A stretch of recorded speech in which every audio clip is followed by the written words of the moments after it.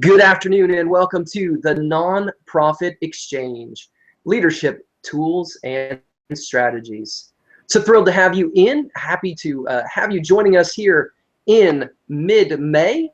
Thrilled to have a wonderful guest today for our episode, Mark Fernandez, Chief Leadership Officer of the Luck Companies. As always, I'm Todd Greer, host of the Nonprofit Exchange and the Executive Director of Center Vision Leadership Foundation. We're so thrilled to have you in. We're just nearing the corner as the June issue of Nonprofit Performance Magazine will be launching. That issue is going to focus on some really important topics in the nonprofit world. One chief issue that we face is how do we understand giving moving forward into the next age of the nonprofit. So I want to encourage you, if you have an opportunity, take a look. You can see it at centervisionleadership.org/magazine. As always, want to invite you in to join us when we go onto our Twitter chat.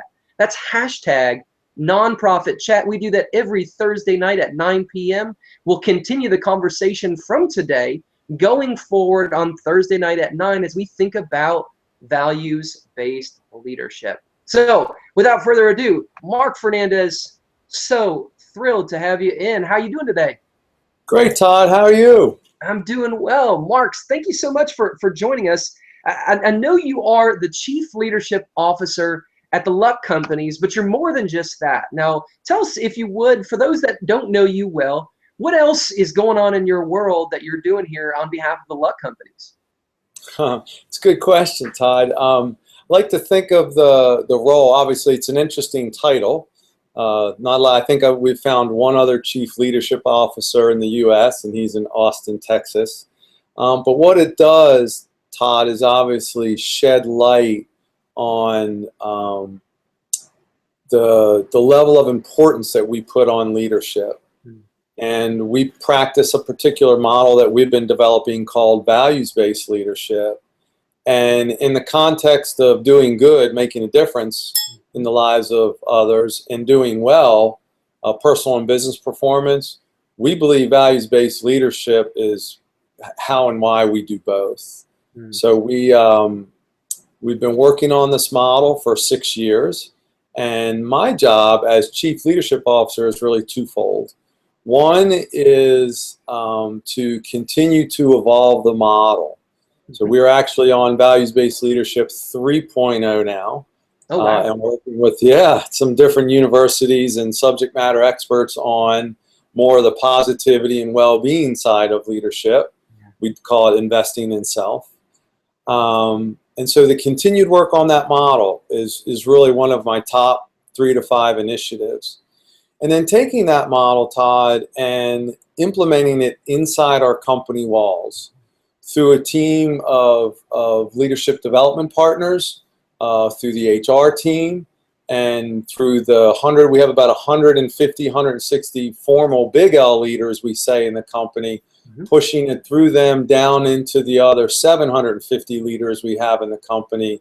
Because as you know, we say leadership is a choice, right? Not a title or position. So working inside the house, right, activating the model, and then our mission, as you know, is to take that model and ignite human potential through values-based leadership, positively impact lives around the world, and do things like your show here and take the opportunity when it's made available to us to share the story out in the world. And we've stood up we're in the process of standing up our own nonprofit to do that in a more efficient, effective manner. That's fantastic. Mark, one of the things that you hit on here is you talk about values, and you really have a great focus on leadership. So kudos to you and the organization for having that formal role of Chief Leadership Officer. We're seeing more C-level, intriguing and different roles, the CMO, the CFO, obviously the COO, but not enough organizations have the CLO. So thank you for having that, and please share our thank you with Charlie there. We're really appreciative of that model. You talk about values and leadership, and a lot of times what we hear is when people talk about values, they tend to appreciate the importance of values. What they tend to struggle with is they think it's squishy. Values are squishy, and how do I really implement those in my organization?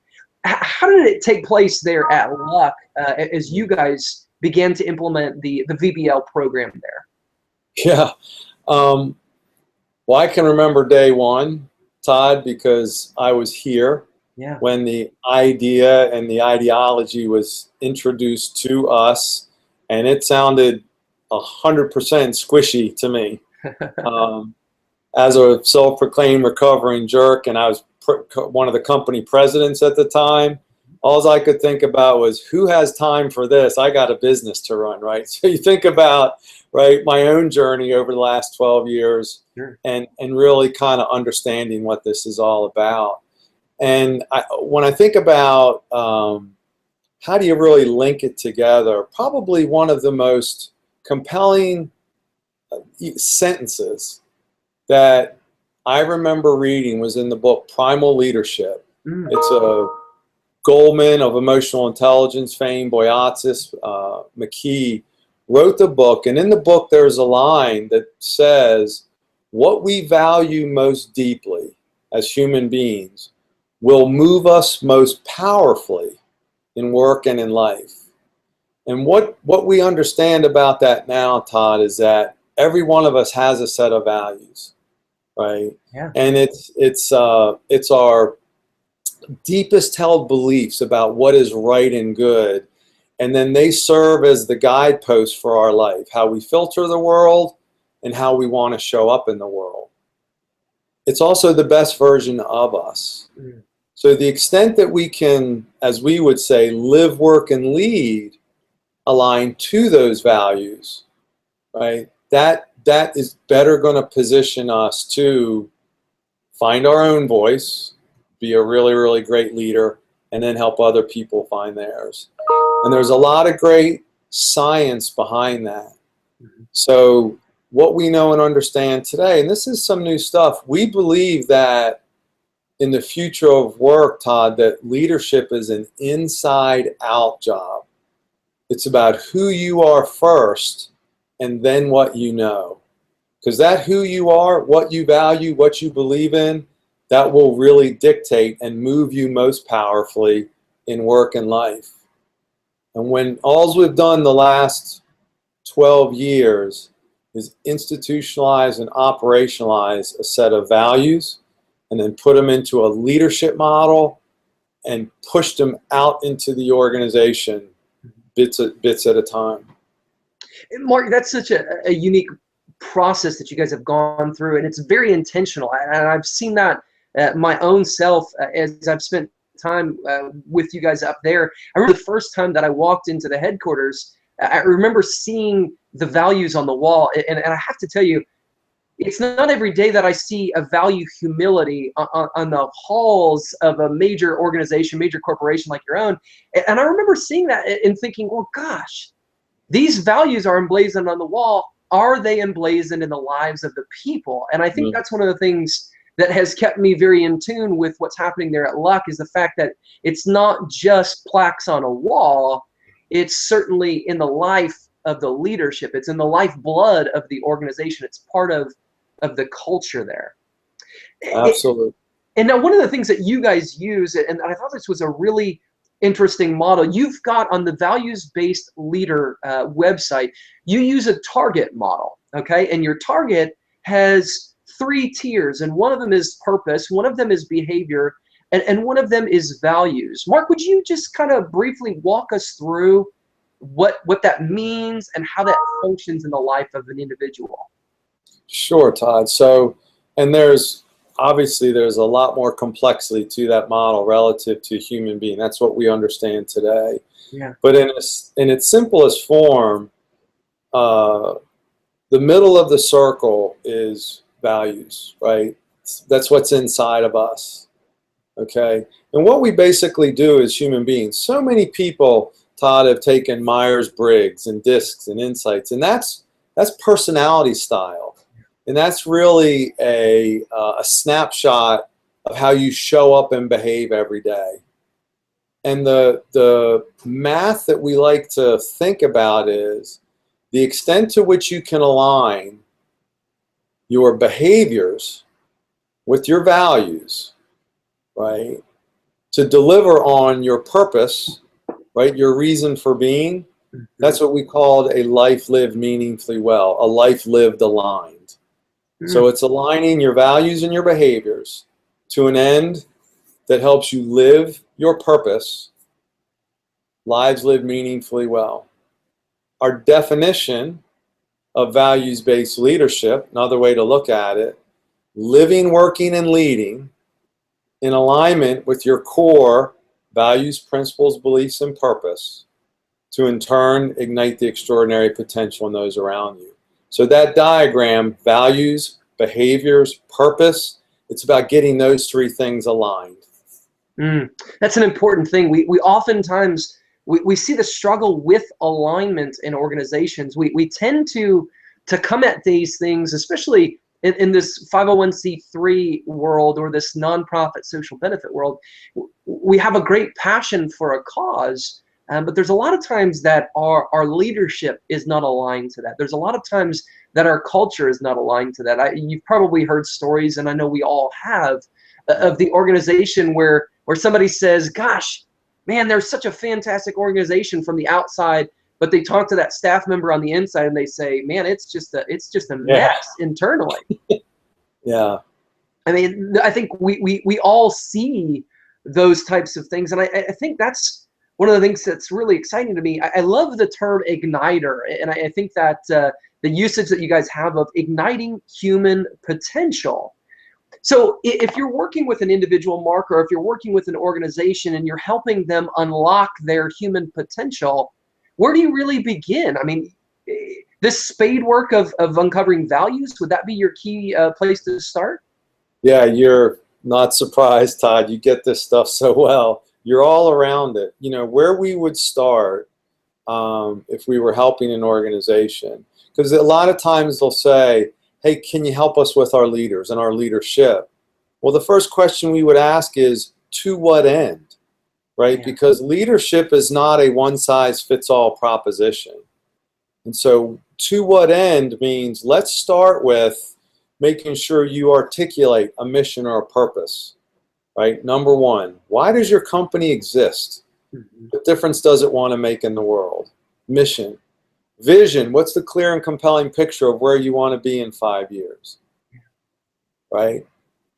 Values, right? What are the 4 to 6 values and corresponding behaviors that if they become your culture, right, will ensure that you achieve your vision and live your mission, right, on a daily basis. And then you also look down at strategy, goal, and objective, how you make money, and you do that also. And the last thing we would throw in are leadership competencies. What are the knowledge, skills, and abilities of your leaders, right, to ensure the mission and the margin get met? We call that, Todd, step one, writing the code or the constitution of the company. Yeah. Now, once we know that, right, then it becomes, you know, for all intents and purposes, match.com. Now what you have to do is assess the leaders in place and say, how much of their being, how much of their soul, how much of what they value, believe in, and how they naturally show up every day lines up with the code and the soul of the company. Because all the research tells us the best way to change the culture is by the leaders going first and modeling the way. Well, what you described is so true. A company will say, oh, this is who we are, and this is how we want to do business, and this is who we want to be, but the leaders will be showing up 180 degrees from that. And the employees go, I don't get it. So you write that company code, and then you address those leaders in place and see how well they personally line up with that code. Coach the gap, get them modeling the way, and then start working your way down in the organization. Those values for us, Todd, show up on everybody's performance reviews. We have several different recognition and reward programs for people that walk the talk, as we would say. So not only are they on the wall, but they're how you get rewarded, compensated, promoted, and evaluated. Yeah. Yeah. I've long said, Mark, and I don't know if even this is something that you guys have talked about, but it's certainly there. We value what we celebrate. We Yeah. value what we celebrate. You know, I look in so many organizations, they talk about these values, and yet if we don't celebrate, I know the Center for Positive Organizations at the University of Michigan would call it positive deviance. If we don't celebrate positive deviance, then how does that begin to permeate the organization? So that's a great point. Let me ask you a question here, because this is always one of those touching points. We've probably all heard the adage about getting the right people on the bus. First, get the right people on the bus. Mark, you were talking about, as you guys go in and you utilize the values-based leader model with an organization, you talk about kind of writing that code and starting there, starting in that leadership realm, and that's that capital L leadership realm. But ultimately, if we want a culture to be a fit, if we want culture to exist and thrive, doesn't it ultimately come with us engaging that onboarding of people who get that value as well? So ask that one more time, Todd. Sorry, you were breaking up. So if we're trying to not leave culture to chance, right? Because culture is what happens, right? Yeah, if we're going to have it exist in our organization, it's going to take bringing the right people in, right? There you go. Yeah, so there you go, right? And the leaders have to go first. So it's a mixed emotion that we have around this, Todd. But we've and these are all extraordinary people, but we've separated with 11 officers over the last 12 years. And within the first couple years of adopting our values, there was probably 4 or so that we agreed, extraordinary people, loved them to death, but the way we would describe it, this was not their dance floor. Meaning what they valued and believed in was different than what we value and believe in as an organization. And Bud, this is where the work gets hard. They can't stay. Okay, and so all the way back to your point, where is this flowery? And the answer is absolutely not, especially when the values are more than just words on a wall. Okay, and that's the only time I get on my soapbox out on stage around the world to say, this is actually really hard work. Be careful what you sign up for. Because not everyone is going to be, the value and believe in the same thing that the organization does. And especially at the leader level, it is critical. Yeah, that's an interesting point. I was thinking, Mark, about the stories that I've heard of these startups as they grow beyond that founding team, and they begin to onboard new people. They talk about, well, we just don't seem like the same kind of company that we used to be. And I think ultimately, this is what we're talking about, right? It's we're so busy onboarding people that we're not getting the values piece right. There you go, Todd. And that's why we started this whole thing in the first place. We grew too fast. Yeah. So we were 300. We got up to 300 people by 1995. Decided to grow the company. 5-6 years later, we were 1,300 people, but we had no processes in place. We had not codified the values. And exactly what you're saying, we hired a bunch of extraordinary people, but not all of them, their soul and our soul didn't match. And it got pretty dysfunctional.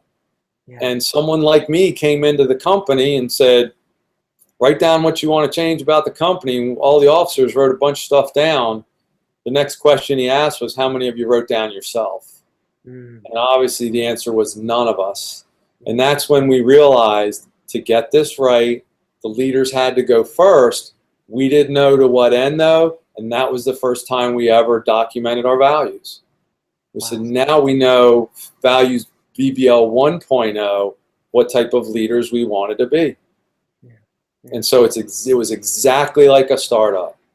It's such an interesting thing, and I think a lot of times people who are in a situation where the funding is not there or the growth isn't there, they're quick to say, oh gosh, I wish I had that problem.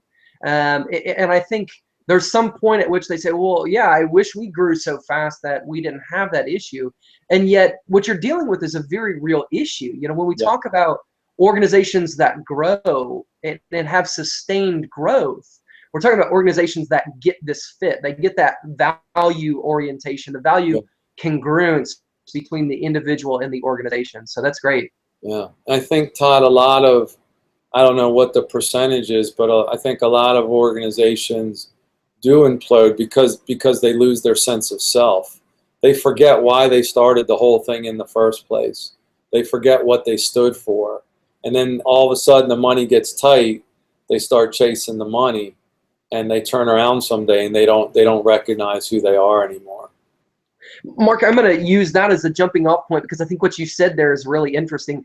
We, a lot of times in the nonprofit world, we talk about mission creep. Okay, we talk about chasing the money in an organization where you know, we start out with a cause and a purpose, and then what happens is we start looking around and we see, oh, there's a grant over there that it would cause us to make this slight step out, and then there's a donor over here who says he'll give $1 million if we do X, Y, and Z, and before we know it, where are we? Lost my way. Where are we? Yeah. You got it, Todd.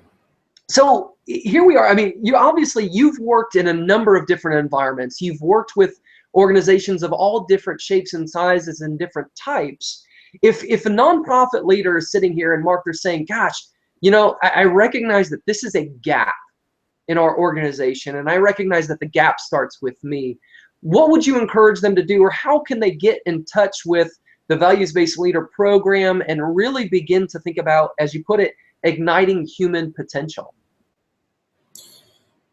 You know, step one, Todd, because the work is really hard. You know, whether it's on yourself, my own journey, right, recovering jerk, or the work that you're going to do in the organization, it's the hardest work you'll ever do. And I've been a company president, and I've launched businesses and rebranded and done all kinds of things. And this has been the most challenging thing that I've personally ever done.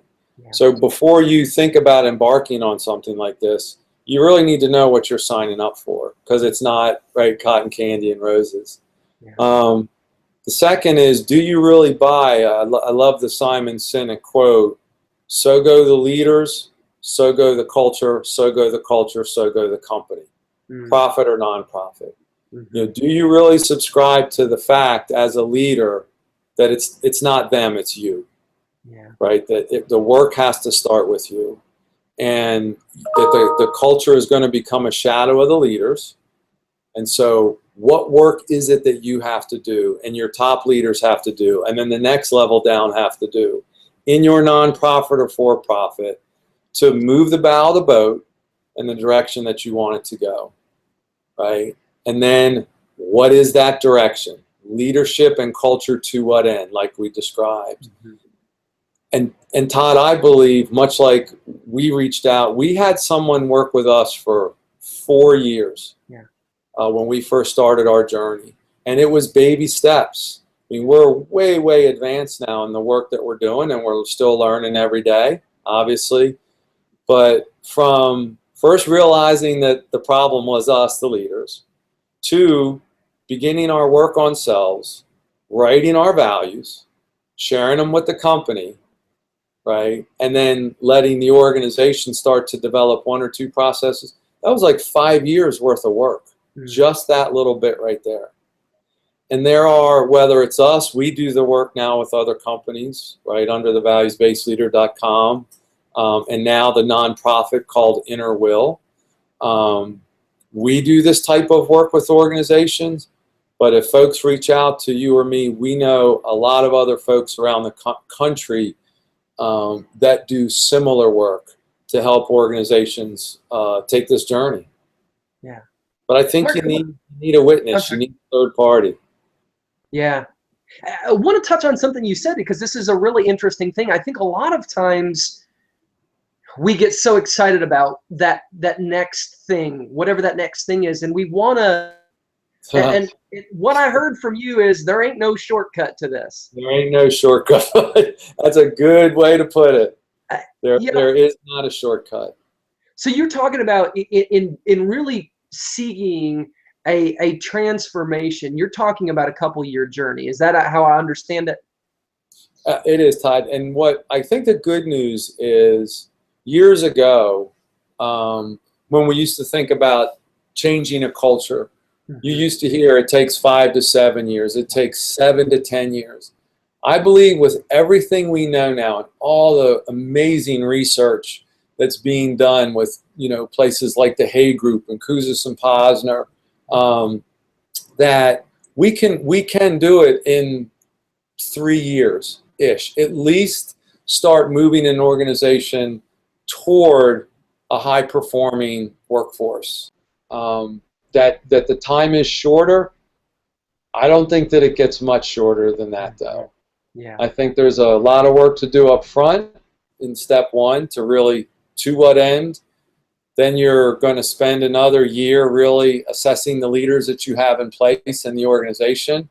By the third year, you've probably moved some pieces and parts around and put some process in place, and you're going to really start seeing things.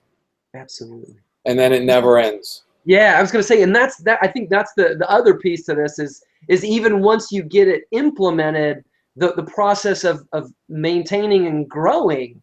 Oh yeah, such a significant factor to this. Yeah, forget growing, just maintaining. Human beings, we are really messy creatures, gloriously messy creatures, and we want to do what's called go home. So I want to go back to being a jerk today, still 12 years later. But I know that's not going to serve me well as a leader and a husband, as a friend.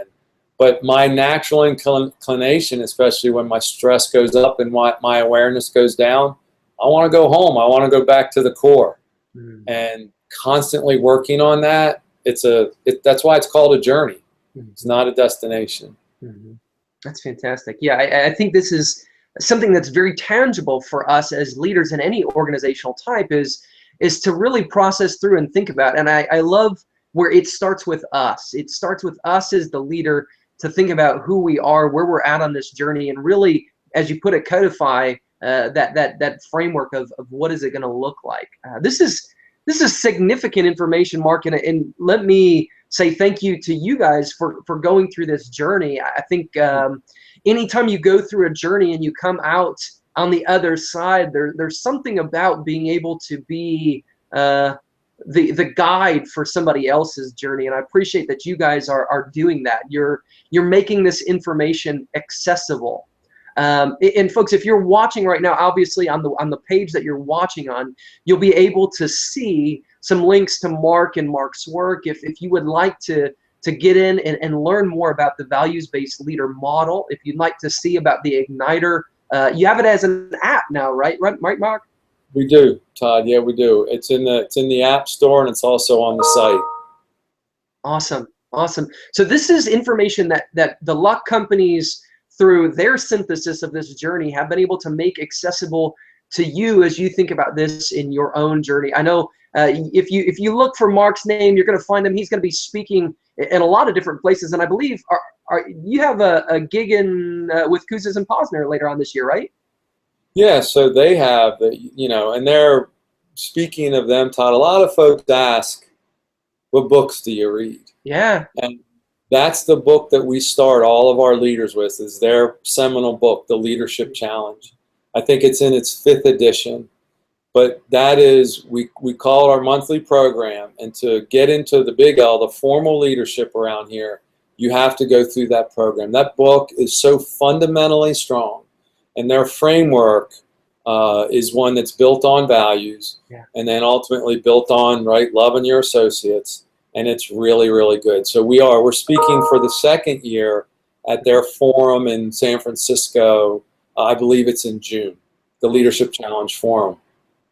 And that's a great place, folks, if you want not only to see Mark and to see what he's talking about here, but you'll be able to find a deeper and fuller conversation with more voices in and around this values and leader and leadership realm. So this is a great opportunity. Folks, you've got to check out Mark's work. You got to check out what they're doing. This is an authentic journey that this organization has been on.